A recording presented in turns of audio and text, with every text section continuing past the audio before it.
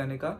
तो मैं आपको सबसे कॉस्ट एफिशिएंट वे भी बताऊंगा दुबई ट्रैवल करने का, और पूरा दुबई कवर कैसे कर सकते हैं आप अर्लीस्ट, मतलब जल्दी से जल्दी कैसे कवर कर सकते हैं। और जिसको आराम आराम से करना है तो आराम आराम से फिर उस हिसाब से डेज आप डिवाइड कर सकते हैं। या आप फैमिली के साथ जा रहे हैं तो आप फैमिली के साथ अच्छे से स्टे करके आप उसको कम बजट में कैसे कर सकते हो, ये भी मैं बताऊंगा। वहाँ पे लोकल ट्रैवल कैसे करना है या टैक्सी से जाना है, सब सब मैं आपको डिटेल में यहाँ पे बताऊंगा। ठीक है, तो सबसे पहले तो हम बात करते हैं कि बेस्ट टाइम टू विजिट क्या है।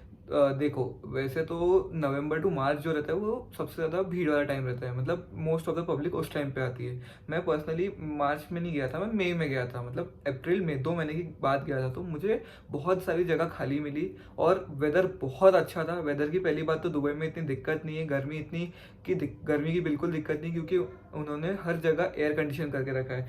मेट्रो स्टेशन से लेके तो मॉल से लेके तो हर स्टोर में आपको कोई दिक्कत नहीं आएगी। हर जगह एकदम प्रॉपर एयर कंडीशन है, तो थोड़ी देर के लिए आप बाहर निकलते हो तो डजेंट मैटर। और मई में वहाँ पे गर्मी नहीं रहती, जैसे इंडिया में मई में काफ़ी गर्मी रहती है, वहाँ गर्मी नहीं रहती है। तो ये आप मिसकंसेप्शन मत रखिएगा, वहाँ पे गर्मी जून के बाद होती है। तो और फिर आप नवंबर के बाद फिर से विजिट कर सकते हो। ठीक है, तो सबसे पहले तो मैं आपको बताता हूँ कि आप वहाँ पे पहुँचोगे कैसे। दुबई में आप 2 एयरपोर्ट से जाना प्रेफर करना चाहिए। एक तो है दुबई एयरपोर्ट और दूसरा है शारजा एयरपोर्ट। तो मैं दोनों का बता देता हूँ। दुबई एयरपोर्ट के लिए आपको हर जगह से फ्लाइट्स मिल जाएगी, आपकी लोकल सिटी से लेके कहीं से भी लेके। जनरली अगर आप मुंबई या दिल्ली से करते हो तो आपको राउंड फेयर अराउंड 20,000 के आसपास पड़ता है। और आप अपने सिटी से करते हो, जैसे मैंने नागपुर से किया था तो मुझे 24,000 आना जाना रिटर्न पड़ा। बट जबकि चीपेस्ट सबसे हो सकता था, मेरी रेट पे अवेलेबल नहीं थी, कुछ दिनों के बाद 20,000 में भी नागपुर टू नागपुर अवेलेबल था। बट सबसे चीपेस्ट जो फ्लाइट होती है मुंबई से शारजा के लिए होती है, जो होती है 7,000 रुपीज़ में जाना और 7,000 रुपीज़ में आना, मतलब 14,000 रुपीज़ में, जो कि एयर अरेबिया की फ़्लाइट होती है। तो आप उसके बारे में देख लीजिएगा और अपने डेट के हिसाब से आप सर्च मार लीजिए कि अराउंड 7-8,000 की टिकट होती है उसकी। तो बट एयर अरेबिया थोड़ी सी अनकंफर्टेबल रहती है, बट 3 घंटे की जर्नी है, कोई ज़्यादा टाइम नहीं लगता है, तो आप इजीली मैनेज कर सकते हो। ठीक है, तो ये हो गया आपका। उसके बाद मैं आपको बताता हूँ वहाँ पे लोकल ट्रैवल करने का और टैक्सी से ट्रैवल करने में क्या डिफरेंस है। अगर आप सोलो ट्रैवल कर रहे हो तो आपके लिए टैक्सी बिल्कुल प्रेफरेबल नहीं, क्योंकि टैक्सीज बहुत ज़्यादा कॉस्टली है, जबकि वहाँ पे फ्यूल कम है, बट वहाँ फिर भी टैक्सीज काफ़ी कॉस्टली है।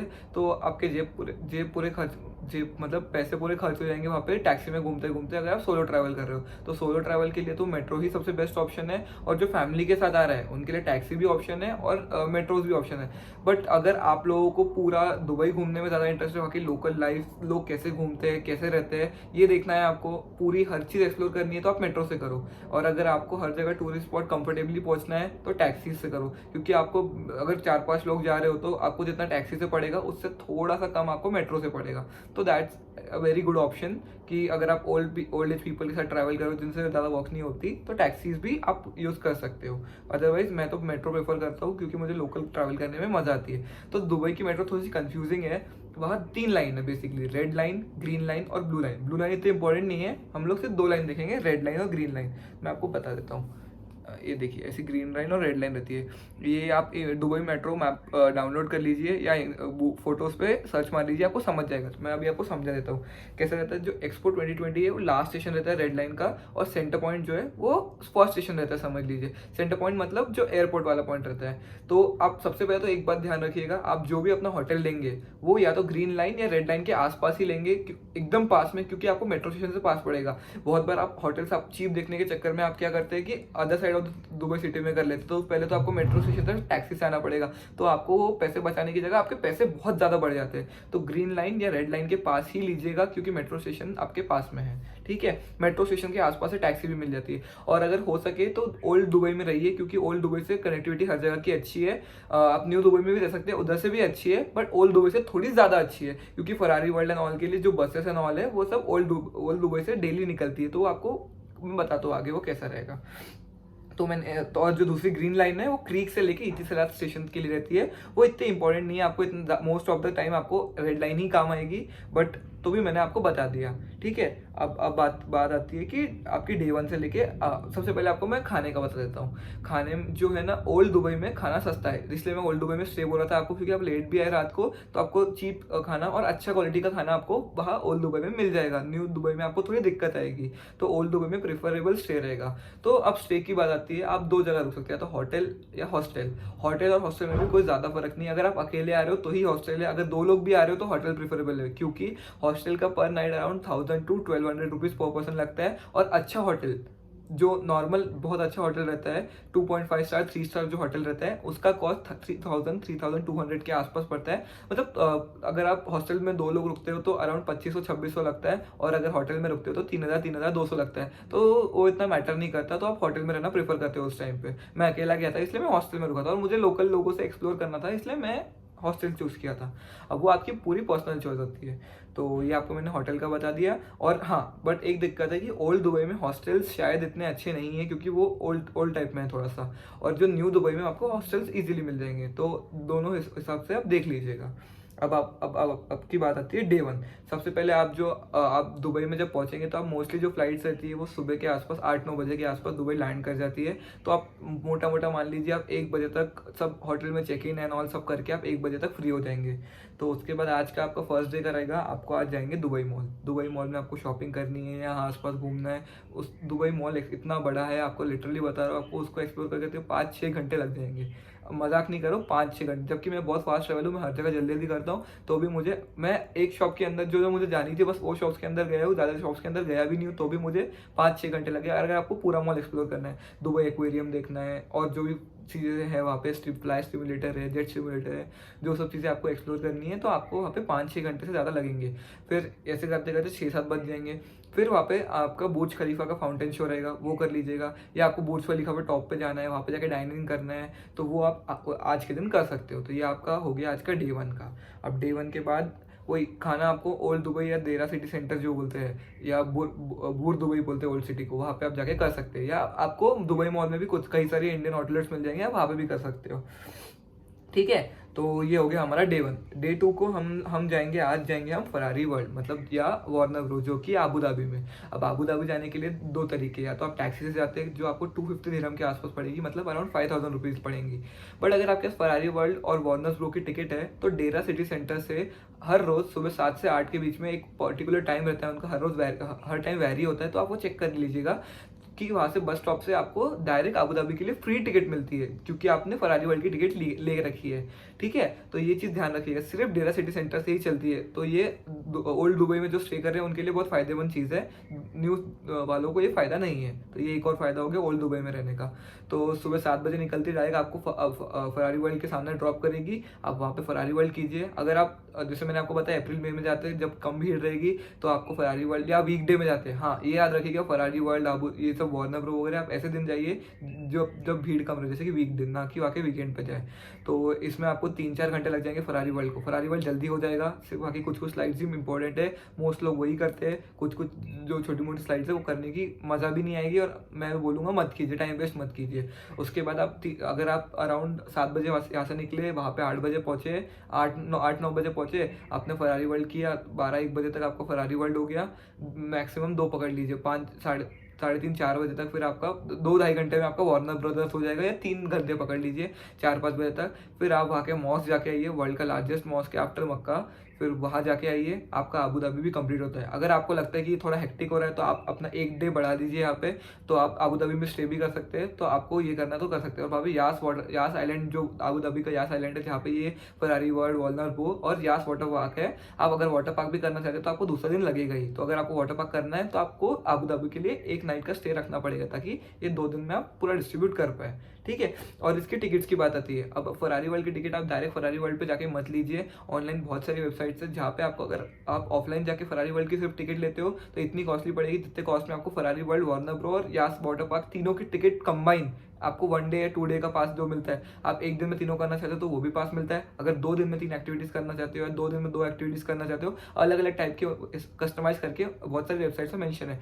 तो आपको वहाँ पे बहुत सस्ता मिल जाएगा एज कम्पेयर टू आप जाके वहाँ पे ऑफलाइन काउंटर पे खरीदते हो। तो ये चीज़ ध्यान रखना, बहुत सारी वेबसाइट्स है वो भी है। और उसके बाद एक भैया का नंबर भी है, वो हनी भाई का नंबर भी नीचे डिस्क्रिप्शन में डाल दूंगा। हनी भाई की मैंने आपको पहले भी बताया था कि पूरे दुबई की एक्टिविटीज़ के बारे में उनसे आप कांटेक्ट कर लीजिए, वो काफ़ी अच्छे रेट रहते हैं, ऑलमोस्ट ऑनलाइन का रेट मिलता है उनके पास। तो अगर जिनको ऑनलाइन बुक नहीं करना है, या अगर आप दुबई आके बुक कर रहे हो, आपका अभी ऑनलाइन कार्ड चल नहीं रहा है, इशू है, तो आपके पास कैश ही, आप कैश से ट्रांजेक्शन करना चाहते हो, तो हनी भाई ये ओल्ड सिटी के आसपास ही ओल्ड दुबई में रहते हैं। एक होटल है, होटल अल जवार, आप यहाँ पे स्टे कर सकते हो। ये काफ़ी अच्छा होटल है, यहाँ का अभी 3000 से 3200 है, आप जाके देख लो, या मेरे आपने व्लॉग में देखा होगा तो आपको दिख गया होगा होटल अल जवार कैसा है, काफ़ी अच्छा होटल है। वहीं पे नीचे हनीफ भाई बैठते हैं, या हनीफ भाई का नंबर डाल दूंगा, आप हनीफ भाई से भी कैश देके आप टिकट्स ले सकते हो, या ऑनलाइन भी देके टिकट दे सकते हो, जैसे आपको कन्वीनियंट हो।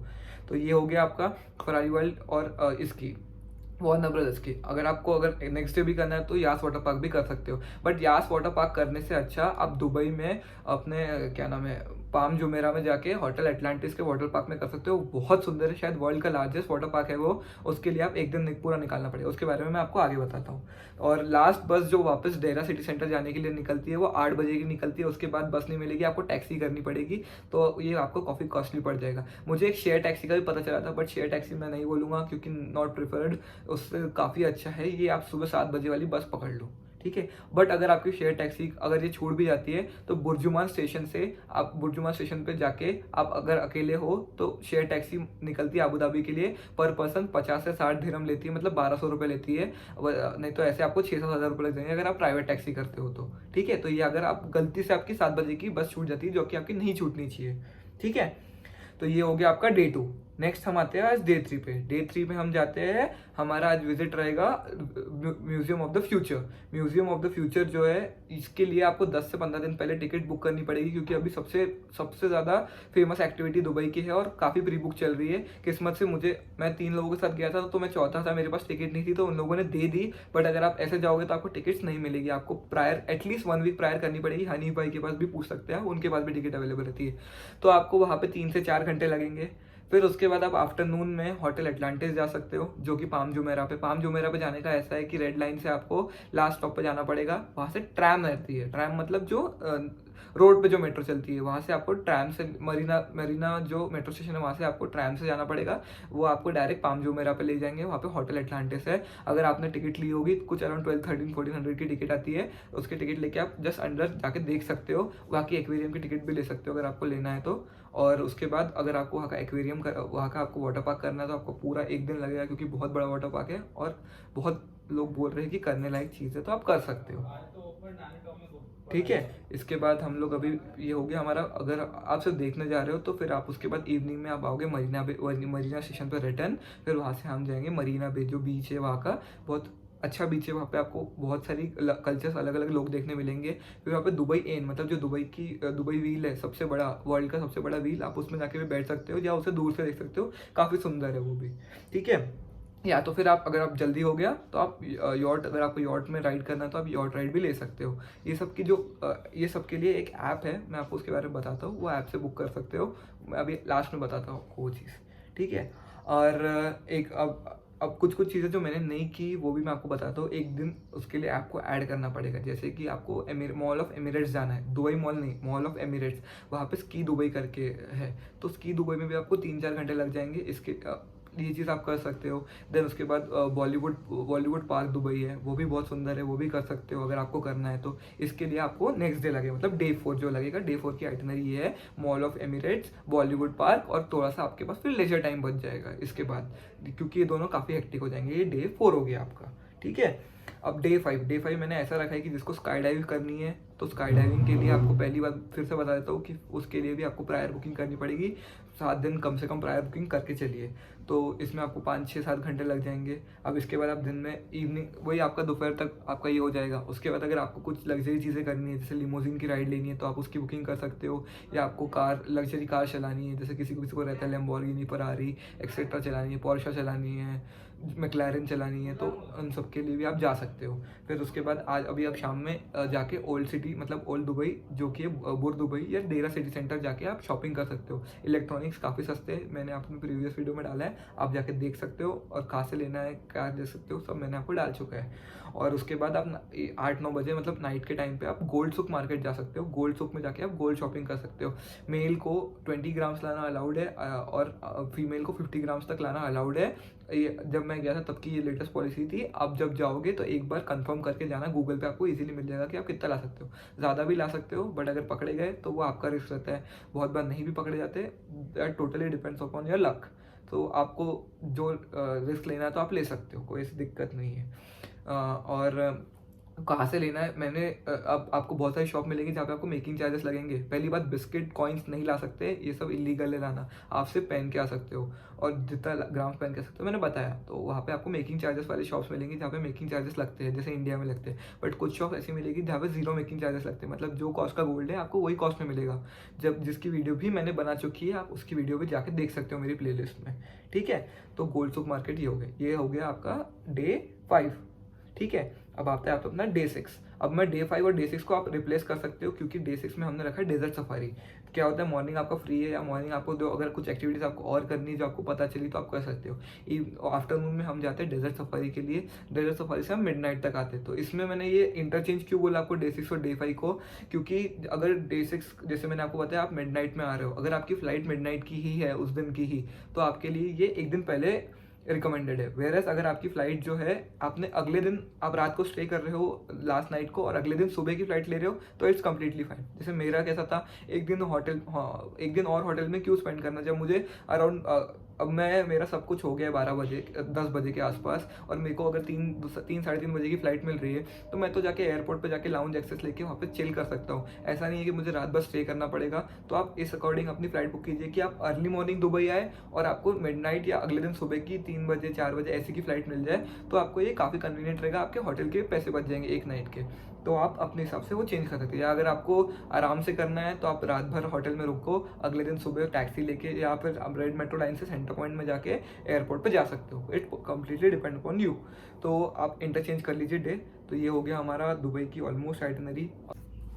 और 2-3 चीज़ें मैं बताना भूल गया, जो ऐप्स मैं आपको बोला था जहाँ पे आपको सस्ते मिल जाएंगे, पता चल जाएगी कौन सी एक्टिविटीज़ कितनी। कोबॉन करके एक ऐप है, देन उसके बाद DU का ऐप है। फिर उसके बाद आपको सिम कार्ड के बारे में बताना भूल गया। सिम कार्ड का ऐसा है कि DU का सिम कार्ड जो रहता है वो लीजिए आप।